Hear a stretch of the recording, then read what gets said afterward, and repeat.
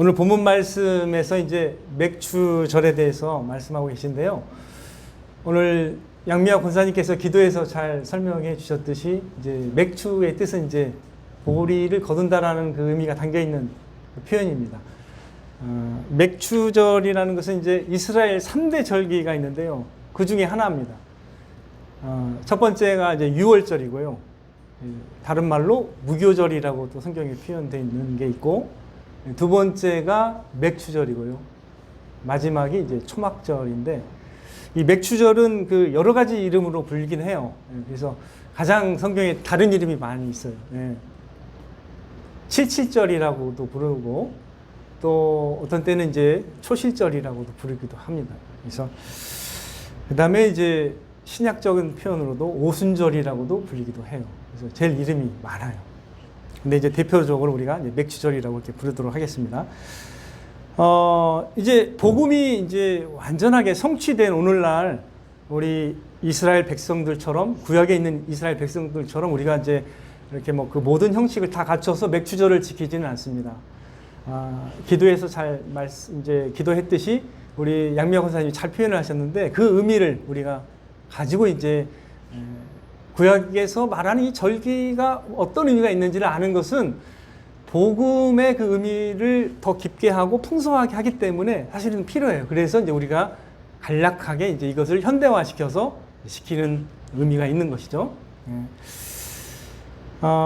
맥추절을 이제 좀 더 정확히 말씀드리면 이제 유월절 이튿날, 유월절 다음이 이제 첫 보리를 추수하는 날이 되는 거죠. 거기서부터 해서 7주가 지난 다음에 그러니까 7일, 7일이 7번을 지나는 거죠. 그래서 그것이 이제 77절이 되는 거예요. 그게 이제 7이라는 숫자는 유대인들에게 완성을 의미하는 완전한 수거든요. 어떻게 보면 이제 열매가 익어가면서 우리의 농사도, 우리의 이런 것도 이제 익어가면서 완성이 되잖아요. 그런 의미가 있어요. 기다리면서 이렇게 뭔가 이렇게 준비하는 그런 의미가 있는 거예요. 신앙도 똑같은 거죠. 하나님의 사역도 이제 익어가서 그때 결실을 맺게 되는 것이기 때문에 이제 이게 연관이 있습니다. 나중에 신약에 이루어지는 예수님의 사역의 성취 때 이때가 막 이루어져요. 이제 그건 나중에 말씀을 드리겠습니다. 그래서 민수기 28장 26절에는 이제 이 맥추절을 처음 익은 열매를 드리는 날 이렇게 표현이 되어 있습니다. 처음 익은. 보리도 이제 첫 추수잖아요. 그래서 처음 익은 열매를 드리면서 시작하는 거예요.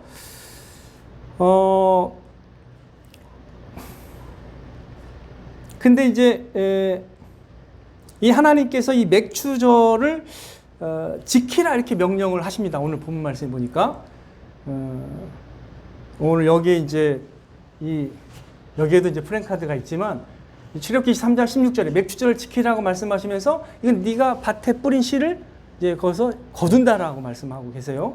열매를 거두기 때문에 그 날을 이제 중히 여기라는 뜻인데, 이런 1차적 목적이 뭐냐면 하나님께서 모든 씨앗을 제공하셔서 또 그 모든 비와 모든 필요한 양분과 이런 걸 공급하시기 때문에 열매를 맺게 하신다는 거예요. 그래서 그 하나님께 먼저 우리가 거둔 열매를, 첫 열매를 하나님께 드려서 하나님을 공경하라는 의미가 있는 것입니다. 1차적인 목적은요. 그래서 참 감사하는 그 절기죠. 쉽게 말하면 이제 절기라고 표현하면 오늘날의 명절이라고 볼 수도 있습니다. 이스라엘 가운데서는 명절인데 우리가 거둔 것을 감사하면서 하나님께 그 첫 열매를 드리는 것이죠. 그래서 이 출애굽기 23장에 좀 밑으로 조금 내려오시면 한번 보시면 이 3장에 19절을 한번 잠깐 읽어볼까요? 우리가 시작. 내 토지에서 처음 거둔 열매 가장 좋은 것을 가져다가 너희 하나님 여호와의 전에 드릴지니라. 됐습니다. 가장 좋은 것, 이게 첫 열매 가장 좋은 걸 드리는 거예요. 자, 그리고 이제 이 맥추절은 또 어떤 의미가 있느냐?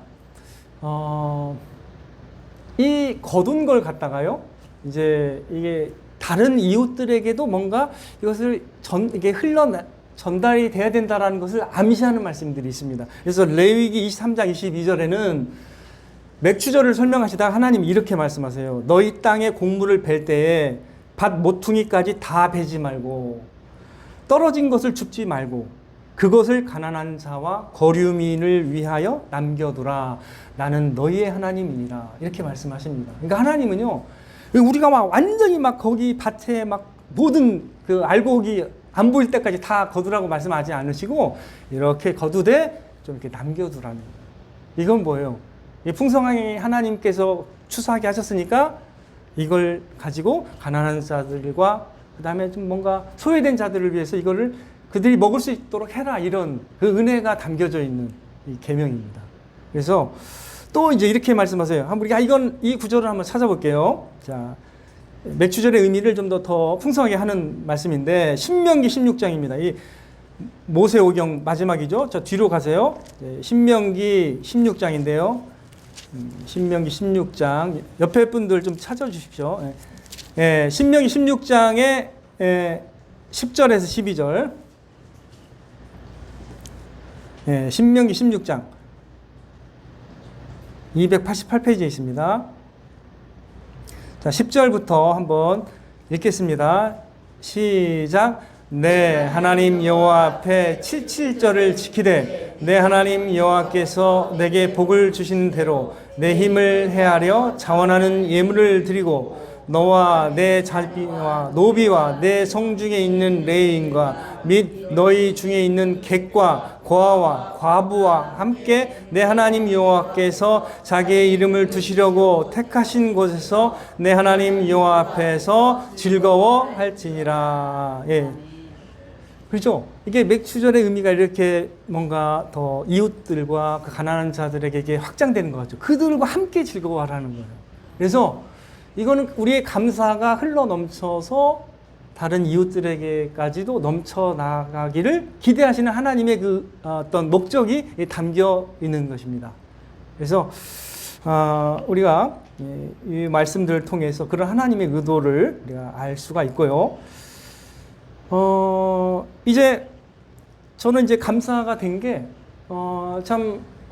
우리 당수 하누리 교회가 그런 말을 들었어요. 이게 부활절 또 헌금, 또 이 맥주 감사절 헌금, 또 성탄절 헌금 이런 것들을 다 이게 구제하는 데 쓰신다라는 말을 제가 사실 담임 목사님께 이전에 들었었습니다. 예. 굉장히 놀라운 그 적용이거든요. 그 이웃들을 위해서 또 소외된 분들을 위해서 이렇게 쓴다라는 것은 굉장히 귀한 적용이죠. 맥주절의 의미를 잘 이해하고 적용하는 게 바로 그와 같은 것입니다. 그래서 저는 이 맥추절을 다시 우리가 이제 돌아보면서 우리가 구약에 이 나타난 이 절기긴 하지만 이걸 통해서 우리가 어떻게 또 복음과 연관해서 하나님께서 가르쳐 주시고자 하는 게 뭘까? 세 가지를 한번 정리를 해봤습니다. 그래서 첫 번째 말씀드리고자 하는 것은 하나님은 우리가 모든 것이 주께로 말미암는다는 것을 알기를 원하신다는 거예요. 모든 것이 하나님으로부터 말미암았다는 것이죠. 창세기 1장 1절이 어떻게 시작되죠?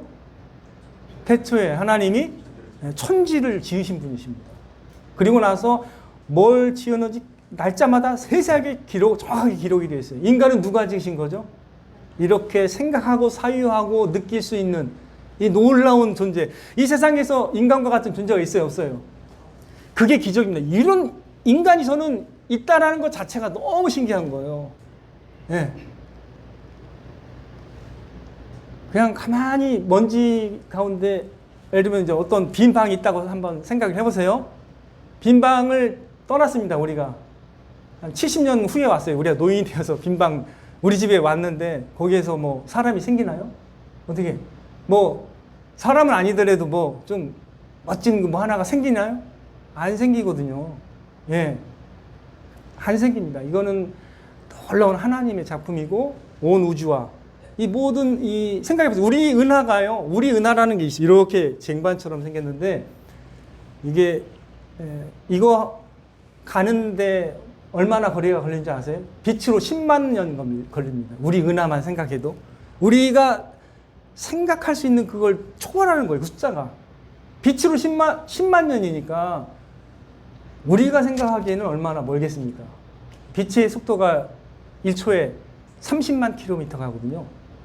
번쩍하면 그냥 30만 킬로가 가 있는 거예요. 근데 그게 그 속도로 10만 년을 가야 돼요. 10만 년을 가야 우리 은하의 크기를 가늠할 수 있는 거거든요. 근데 그런 은하가 몇 개 있을까요? 헤아릴 수가 없는 거거든요. 하나님은 광대하신 분입니다. 능치 못함이 없는 하나님이시기 때문에 인간들을 이제 지으신 것이죠. 그래서 하나님의 놀라우신 섭리로 말미암아서 사실은 이 각 종류별로 씨앗을 주시고 그게 자랄 수 있는 모든 그런 환경을 조성해 주셔가지고 우리가 이제 열심히 나가서 일만 하면 열매가 맺히도록 하시는 거예요. 놀랍지 않습니까? 우리도 방울토마토 열매 씨앗을 다 심기면 이게 나더라고요. 이게 신기하게 심기만 하면 그냥 나잖아요. 놀랍죠. 하나님의 작품입니다. 그래서 모든 것이 하나님으로부터 말미암았다는 것을 사실 알아야 돼요. 계속 우리가 잊어버리거든요. 살다 보면 잊어버려요. 우리가 자식으로 키웠어도요, 나중에 부모의 은혜를 잘 이렇게 모르는 사람도 있을 거예요. 주변에 잘 찾아보시면 그 한두 명 있더라고요, 보니까. 약간 조금 이렇게 참 민망한 자식들도 있어요. 은혜를 잘 모르잖아요. 자기가 나를 키우고 보살피고 도와주셨는데도, 그 헌신적으로 도와주셨는데도 그 은혜를 몰라서 부모를 찾지 않는 분도 있다라는 거죠. 그죠? 그렇기 때문에 우리는 잘 망각하는 거예요. 이 모든 것이 하나님께서 사실은 우리에게 생기와 호흡을 주셨고 우리에게 살아갈 힘을 주셨고 일할 능력과 재능과 지혜를 주셨다라는 것을 종종 잊을 때가 있는 것입니다. 그래서 이렇게 필요해요. 하나님을 기억해야 됩니다. 하나님께서 모든 것을 가능하게 하신 분이라는 걸 우리가 기억을 해야 되는 것입니다. 우리가 하나님께서 이 곡식뿐만 아니라 귀한 자녀들도 열매로 주시고요. 또 우리가 살아갈 수 있는 또 여러 가지 재물도 주시고 필요한 것들을 다 공급을 해 주십니다. 각 사람이 처한 환경은 다를지라도 다 하나님께서 이렇게 놀랍게 아름답게 또 이렇게 인도하셔서 우리가 지금 이 자리에서 하나님께 감사할 수 있는 상황이 되는 것입니다. 자, 그렇다면 이제 우리 이제 구약에 보면요, 다윗이 나오는데 참 훌륭한 왕입니다. 이스라엘 가운데 왕하면 이제 훌륭한 왕으로 여러분들이 이제 다윗을 생각할 겁니다. 다윗을 이름으로 이렇게 불려진 사람이 많아요. 데이비드. 이 다윗 왕이 근데 하나님을 향한 열심이 뜨거웠기 때문에 어떻게 했냐면 성전, 하나님이 거하실 성전에 재료를 모아야겠다 해가지고 엄청 많이 모았습니다. 진짜 많이 모았어요. 그리고 모으고 난 다음에 하나님께 기도할 때 이렇게 기도했습니다. 엄청난 게 많이 모였어요. 금과 은 여러 가지 막 많이 모였습니다. 그렇게 기도할 때 이렇게 기도합니다. 역대상 29장 14절에 나와 내 백성이 무엇이기에 이처럼 즐거운 마음으로 드릴 힘이 있었나이까? 모든 것이 주께로 말미암았사오니 우리가 주의 손에서 받은 것으로 주께 드렸을 뿐이니이다. 이렇게 고백했습니다. 놀라운 믿음의 고백입니다. 그렇죠? 그래서 우리도 그와 같이 우리가 어떻게 이렇게 기쁘게 드릴 수 있겠습니까? 이 이유는 누구 때문이에요? 하나님 때문입니다. 하나님이 우리를 지으시고 모든 것을 또 공급하시고 제공하셨기 때문입니다. 자, 그렇다면 우리가 이제 생각을 해봐야 됩니다. 제가 첫 번째로는 모든 것이 하나님께 왔다라는 것을 알게 하시기 원하신다라고 말씀을 드렸고, 두 번째는 이제 뭐냐면요. 자, 우리가 첫 열매를 드린다는 건 어떤 의미일까요? 우리 첫 열매, 우리의 처음 소득, 귀한 거거든요. 아주 귀한 겁니다. 우리의 소중한 것을 하나님께 드림으로써 하나님을 공경한다라는 의미가 있어요. 자, 이것은 곧 우리로 하여금 하나님께서 이제 왜 이렇게 하라고 하는가? 우리의 가장 소중한 것을 받으시기 원하시는가? 이런 하나님을 한번 생각해 보세요. 왜 하나님은 우리의 그냥 예를 들면 우리가 가볍게 그냥 어떤 일부를 그냥 드릴 수는 있습니다. 하지만 처음 것을 드리라고 하는 이유는 뭐예요? 가장 네가 첫 번째로 나를 기억하라는 거죠. 그죠? 하나님을 공경하라는 거잖아요. 그걸 너를 위해 사용하지 말고 나를 위해 사용하라 이런 거잖아요. 그럼 하나님은 우리의 뭘 원하시는 것 같아요? 마음에서 첫 번째가 되기를 원하시잖아요. 그래서 저는 두 번째 이렇게 말씀드리고 싶어요. 이 맥주절의 의미는 결국 우리로 하여금 우리가 주님을 우리의 마음의 첫 자리에 모시기를 원하신다라는 것을 암시하는 것입니다. 주님이 항상 첫 번째가 돼야 돼요. 우리가 우리 인생을 마칠 때 나는 하나님을 제1로 삼고 나는 하나님을 위주로 살았다 이렇게 고백할 때 가장 아름다운 인생이 되는 거예요. 내가 그냥 하나님을 그냥 나 그냥 내 필요할 때 그냥 내 그냥 도와주는 그냥 하나의 작은 하나님이 될 수도 있어요. 나는 다른 걸 다 추구하다가 그냥 어려울 때만 그냥 찾는 그런 하나님이 돼서는 안 됩니다. 원래 그런 하나님으로 내가 믿고 산다면 사실 구원 받기가 사실 어렵다고 저는 생각해요. 그런 대우를 받을 하나님이 아니세요. 하나님. 하나님은 우리 마음에 항상 첫 자리에 오셔야 하는 것입니다.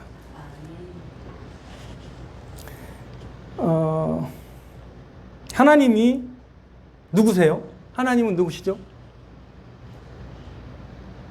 우리의 하나님이시잖아요. 그죠? 우리의 하나님이십니다. 근데 그 하나님은 나와 관계를 맺기를 원하세요. 그래서 성경의 처음부터 보면요. 아브라함한테 말씀하십니다. 내가 너와 언약을 맺어서 나는 너의 하나님이 되겠다. 이게 놀라운 축복의 약속인 거예요.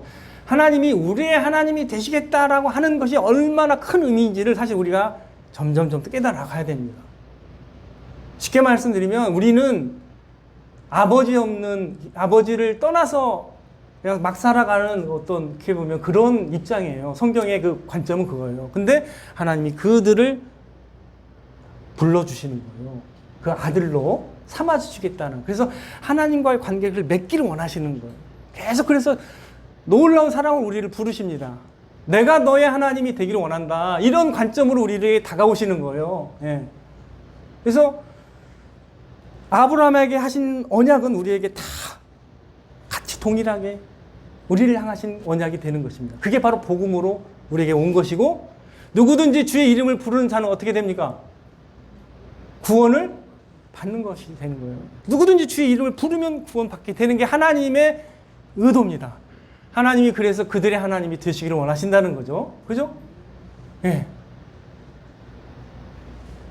그래서 이사야 43장 말씀 딱 한 구절 찾아보세요. 놀라운 하나님의 말씀입니다. 우리를 향해서 하나님의 외침을 우리가 한번 생생하게 들어볼 필요가 있습니다. 이사야 43장을 한번 찾아보겠습니다. 1절에서 3절. 자, 우리가 옆에서 좀 같이 찾아주세요. 이사야 43장입니다. 이사야 43장. 못 찾으셔도 됩니다. 제가 읽어 드릴 테니까요. 자, 이사야 43장 1절에서 3절인데, 자, 우리가 한번 같이 찾았으면 읽어 보도록 하겠습니다. 이사야 43장 1절에서 3절까지 시작. 야곱아, 너를 창조하신 여호와께서 지금 말씀하시느니라. 이스라엘아, 너를 지명하시니라 말씀하시느니라. 너는 두려워하지 말라. 내가 너를 구속하였고 내가 너를 지명하여 불렀나니 너는 내 것이라. 내가 물 가운데로 지날 때 내가 너와 함께 할 것이라. 강을 건널 때에 물이 너를 침몰하지 못할 것이며 내가 불 가운데로 지날 때에 타지도 아니할 것이요 불꽃이 너를 사르지도 못하리니 대저 나는 여호와 내 하나님이요 이스라엘의 거룩한 이요 내 구원자임이라. 아멘. 하나님이 자신을 어떤 분으로서 우리한테 소개하고 있죠? 나는 너를 창조하신 여호와라고 했습니다. 처음에. 그리고 너를 지으시니라. 이스라엘아, 너를 지으신 이가 말씀하시느니라. 하나님이 창조하시고 지으시니라고 말씀하셨고 맨 마지막에 뭐라고 나와요? 나는 내 하나님, 내 여호와, 내 하나님이요 이스라엘의 거룩한 이요 내 구원자임이니라. 이렇게 말씀하십니다. 우리를 택하셔서 우리를 보호하시고 지키시고 구원하시겠다라고 약속하신 것이에요. 이게 바로 이제 성경의 그 진행되는 우리에게 나타나는 그 계시의 말씀입니다. 그래서 나타난 게 복음입니다. 성취된 게 복음이에요. 하나님이 우리와 관계를 맺기를 원하신다는 거. 이걸 잘 이해하셔야 됩니다. 하나님 아버지는 나야 하나님의 아버지가 될 수 있는 거죠. 나의 아버지가 되는 거예요. 그분이 나와 관계를 맺고 있기 때문에 우리가 하나님께 이런 직접적으로 이런 어떤 하나님께 드린다라는 거예요. 이런 표현을 쓰는 거예요. 하나님이. 우리가 하나님께 우리의 마음을 드릴 수가 있는 것입니다. 하나님은 그걸 받으신다는 거죠. 그렇다면 우리의 하나님이시여, 우리의 아버지시여, 우리의 구원자이신 우리 주님이 어디에 계셔야 마땅합니까? 어디에 계셔야 될 것 같아요? 그분이 우리 마음의 첫 자리, 우리 마음의 중심에 계셔야 된다는 것이죠. 그렇기 때문에, 그죠? 그분은 우리가 소홀히 여길 수가 없는 것입니다. 제가 늘 말씀드렸지만 제일 중요한 지식이 하나님을 아는 지식입니다. 저는 가장 젊은 사람들 만나면 항상 그 얘기 하거든요. 여러분들이 알아야 될 그 어떤 지식보다 가장 중요한 게 하나님을 아는 지식이다. 그걸 모르면 여러분 인생이 아무리 여러분이 똑똑하고 뭔가를 알고 정보를 한다 할지라도 하나님을 모르면 꽝이에요, 꽝. 영원히 꽝이 될 수가 있는 거예요. 여러분의 지식이 여러분을 구원하지 못합니다. 하나님을 아는 지식보다 더 중요한 건 이 세상에 없습니다. 그렇기 때문에 하나님을 어떻게 내가 느끼고 이해해서 하나님을 내 마음에 어떻게 하느냐가 제일 중요한 거예요.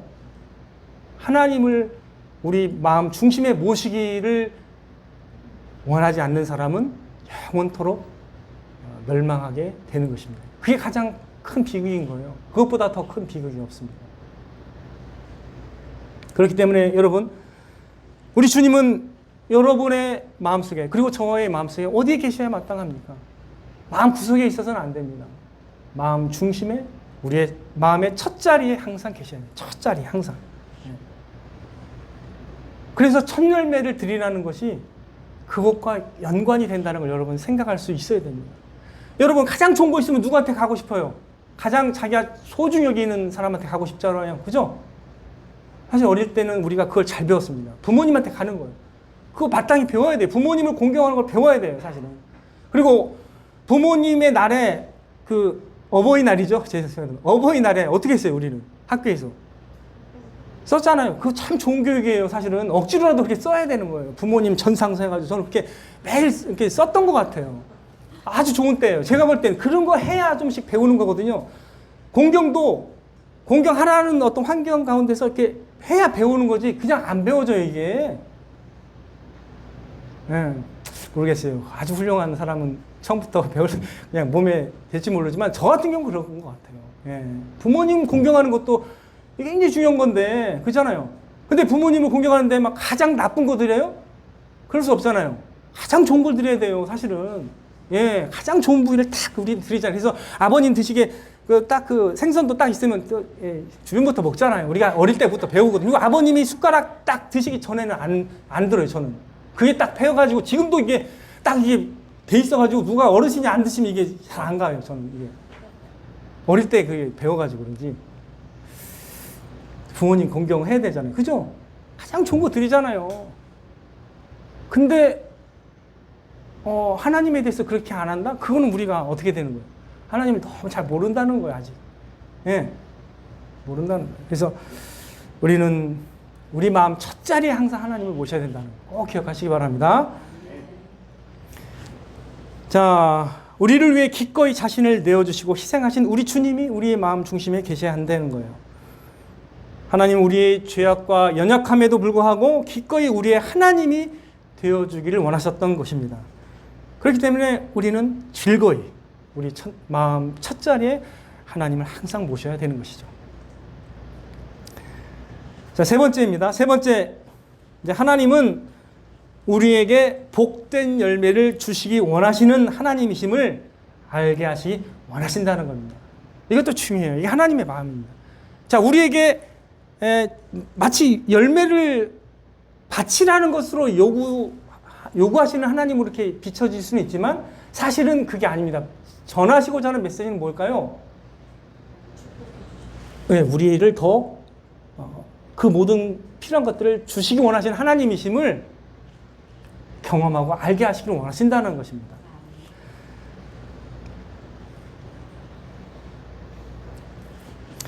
하나님께서 앞서 제가 말씀드렸듯이 우리에게 필요한 모든 열매들을 주십니다.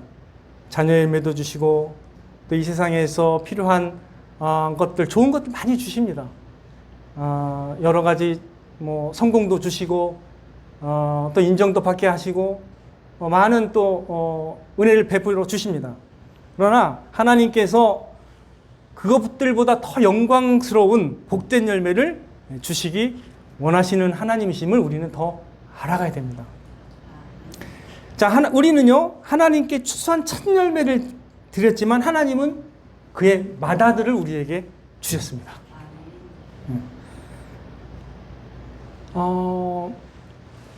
이 맥추절이요, 어떤 칠칠절이라고 말씀을 드렸잖아요. 사실 이 칠칠절 때 출애굽한 이 이스라엘 백성이 시내산에서요, 하나님 말씀 돌판에 새겨진 그 계명을 받았습니다. 칠칠절이 의미하는 게 굉장히 깊어요. 하나님의 말씀을 받았어요. 근데 그게 나중에 신약에서 어떻게 됐죠? 오순절로 뭘 받았어요, 우리가? 성령을 받잖아요. 예. 근데 그 사이에 성령을 받도록 인도하신 분이 있어요. 누구예요, 그분이? 맏아들 예수 그리스도입니다. 그분은 높은 산에서요. 자, 모세는 시내산에서 이렇게 돌판을 받았어요. 하나님의 음성도 들었지만, 엘리야는 하나님의 산에서 뭘 들었어요? 세미한 하나님의 음성을 들었습니다. 생생하게 높은 산에서, 변화산에서 하나님의 음성을 들으신 분이 계세요. 이는 내 사랑하는 아들이요 내 기뻐하는 자라, 너희는 그의 말을 들으라 라고 들으신 분이 누구예요? 예수님이잖아요. 예. 모세의 역할과 엘리야의 역할을 다 하는, 완전히 복음을 완성시키는 분이 누구예요? 예수님입니다. 그분이 오셔서 우리를 대신해서 십자가에 달려 자신을 바치셨기 때문에, 화목제물이 되셨기 때문에, 즉 하나님을 완전하게 기쁘시게 하는 완전한 화목제물이요 흠양하는 속죄 제물이 되셨기 때문에 우리가 새 생명의 열매를 받게 되는 것입니다. 하나님은 그걸 주시기 원하시는 거예요. 그 새 생명을 우리에게. 그래서 하나님이 어떤 분이신가, 복된 열매를 주시기 원하시는 하나님이시다는 걸 우리는 깊이 있게 알아갈 필요가 있는 것입니다. 하나님이 궁극적으로 보내시고자 하는 것은 그분의 아들이셨습니다. 그래서 그 아들을 우리를 위해서 바치신 거예요, 하나님은. 그래서 오순절 때 예수님을 믿는 자마다 어떻게 해요? 오순절 때 성령 강림을 경험했잖아요, 그죠? 성령님께서 우리 마음에 오십니다. 성령님은 누구의 영이죠? 그 아들의 영입니다. 하나님의 영이요, 그리스도의 영이요, 다른 말로 갈라디아서 3장 20절 말씀에 따르면 그 아들의 영입니다. 너희가 아들이므로 하나님이 그 아들의 영을 우리 마음 가운데 보내사 아빠, 아버지라 부르게 하셨느니라. 제가 참 말씀드렸잖아요.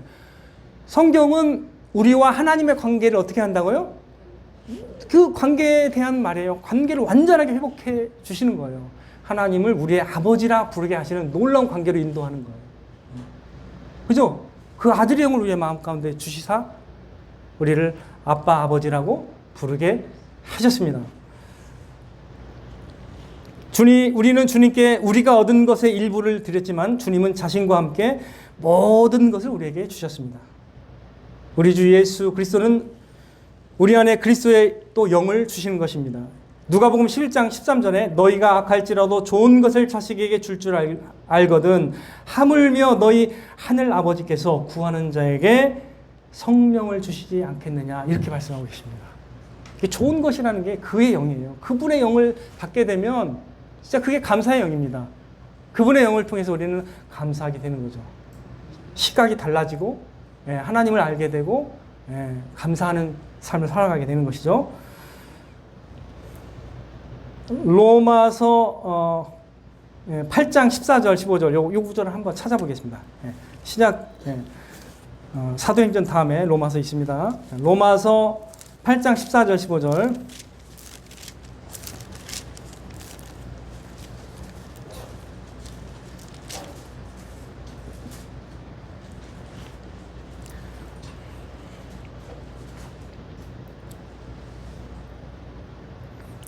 로마서 8장 14절 15절 시작. 무릇 하나님의 영으로 인도함을 받는 사람은 곧 하나님의 아들이라.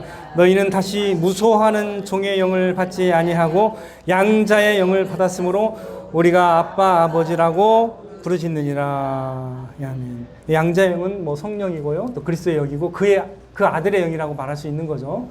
그래서 우리가 놀라운 축복을 받은 거예요. 예, 하나님을 나의 아버지라고 부를 수 있는 놀라운. 그래서 영원토록 우리가 하나님과 그의 나라 안에서 영생을 누리면서 그리스도 안에서 모든 신령한 복을 다 누릴 수 있도록 하신 것입니다. 그래서 에베소 1장 3절에는 찬송하리로다 하나님 곧 우리 주 예수 그리스도의 아버지께서 그리스도 안에서 하늘에 속한 모든 신령한 복을 우리에게 주시되라고 선포하고 있는 것입니다. 예, 그리스도 안에 모든 놀라운 복들이 있습니다. 우리가 이제 성경을 이제 좀 알아가시는 분들도 계시고 이제 처음 이제 들으신 분도 계실 거지만 참으로 성경이야말로 우리에게 놀라운 것들을 보게 하고 깨닫게 하고 경험하게 하실 겁니다. 그래서 아직은 다 아직 모르시더라도 괜찮아요. 시간이 좀 필요합니다. 하나님의 은혜가 뭔가를 저도 잘 몰랐어요. 그렇게 성경을 많이 읽었는데도 뭐 그냥 도서관에 가면 그냥 계속 성경을 많이 읽고 했는데 잘 이게 안 느껴지더라고요. 그러니까 좀 시간이 필요합니다. 하나님의 때에 하나님께서 알게 하시고 경험하게 하십니다. 주님은요, 영원토록 마르지 않는 은혜의 샘이에요. 그래서 우리가 늘 감사하고 기뻐하고 즐거워할 수 있는 그 근원이 되시는 거예요. 예. 아까 우리 기도하실 때 참 은혜가 됐는데, 참 주님이 그런 분입니다. 예. 항상 이게 넘쳐나는, 마르지 않는 샘이에요, 주님이. 우리 감사의 근원이 되는 거예요. 예. 그래서 여러분들 그런 주님, 그런 하나님을 더 많이 알아가시면서 감사가 넘치기를 바랍니다. 예. 이제 우리 적용에 대해서만 말씀을 드리고 마쳐야 될 것 같아요. 시편 기자는 이렇게 또 고백해요. 하늘에서는 주 외에 누가 내게 있으리요? 땅에서는 주밖에 내가 사모할 리 없나이다. 내 육체와 마음은 쇠약하나 하나님은 내 마음의 반석이시오 영원한 분깃이시라. 참 우리 교회에 또 연로하신 분들 많이 계십니다. 근데 무엇이 소망이겠습니까? 그죠? 우리를 구원하시고 영원토록 우리와 함께 하실 그 주님이 우리의 소망이 되실 줄 믿습니다. 그래서 그 주님을 우리가 우리 마음의 첫 자리에 늘 모시면서, 그리고 또 하나님께서 그리스도 안에서 예비하신 그 모든 복된 열매들 우리가 더욱 풍성히 누리고, 더 나아가서 어떻게 해요? 그것을 이웃들에게 더 나누면서 살아갈 수 있는 그런 삶이 되기를 바랍니다. 이러한 은혜가 저와 여러분의 삶에 더욱 넘치게 되기를 주님의 이름으로 축원을 드립니다.